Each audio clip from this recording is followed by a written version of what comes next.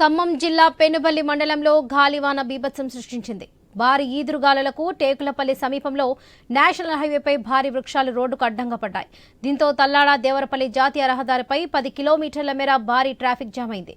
దీంతో ఎక్కడి వాహనాలు అక్కడే నిలిచిపోవడంతో వాహనదారులు తీవ్ర అవస్థలు పడ్డారు. నేషనల్ హైవేపై పడిన చెట్లను జేసీబీ సాయంతో తొలగించే ప్రయత్నం పోలీసులు చేస్తున్నా మరోపక్క వర్షం కురుస్తుండటంతో ఆటంకం ఏర్పడింది. 2 గంటలకు పైగా వర్షంలో పోలీసులు శ్రమించి ట్రాఫిక్ క్లియర్ చేసి వాహనాల రాకపోకలు పునరుద్ధరించారు.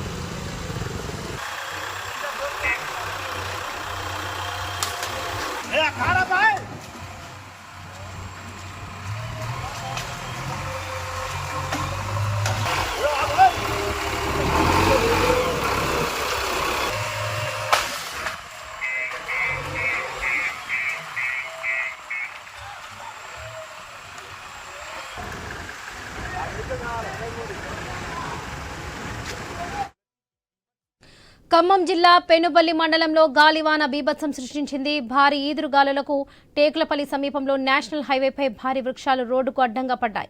ఇదే విషయానికి సంబంధించి పూర్తి అప్డేట్స్ మా ప్రతినిధి నవీన్ అందిస్తారు. నవీన్,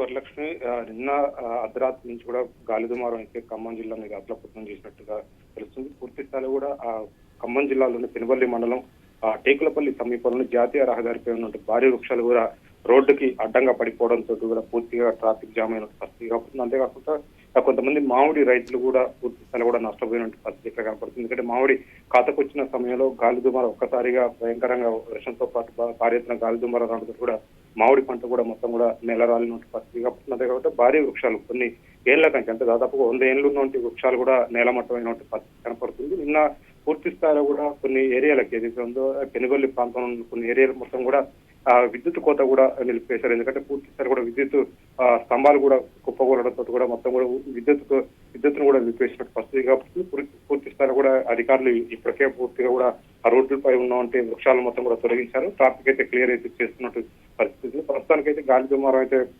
ఇటు మామిడి పంట సంబంధించిన రైతుల్లో కన్నీరు మిగిల్చిందని చెప్పుకోవచ్చు. అంతేకాకుండా కొన్ని పాత ఇళ్ళు ఏవైతే చిన్న చిన్న రేకుల ఇళ్ళు కూడా పూర్తి స్థాయిలో కూడా నేలమట్టమైన పరిస్థితిగా పడుతుంది. పూర్తిగా దీనిపై కూడా అధికార యంత్రం ఒక అంచనా వేస్తుంది. ఎందుకంటే భారీ నష్టం వాటిల్లింది కాబట్టి నష్టం వాటిల్లిన దానిపై కూడా అధికారులు ఏమంటే కూడా స్థానికంగా ఉన్న తహసీల్దారులకు కూడా పూర్తి స్థాయి కూడా ఎంక్వైరీ చేసేసి పూర్తిగా ఎవరైతే నష్టపోయారో వాళ్ళకి పరిహారం అందే విధంగా కూడా చూడాలని చెప్పి చెప్పడంతో కూడా పూర్తిగా ఉదయం నుంచి కూడా కొన్ని మామిడి తోటతో పాటు కొన్ని ఇండ్లు అయితే దానికి సంబంధించి పూర్తి స్థాయి కూడా ఎంక్వైరీ అయితే కొనసాగుతుంది పరిస్థితిగా పడుతుంది. వరలక్ష్మి.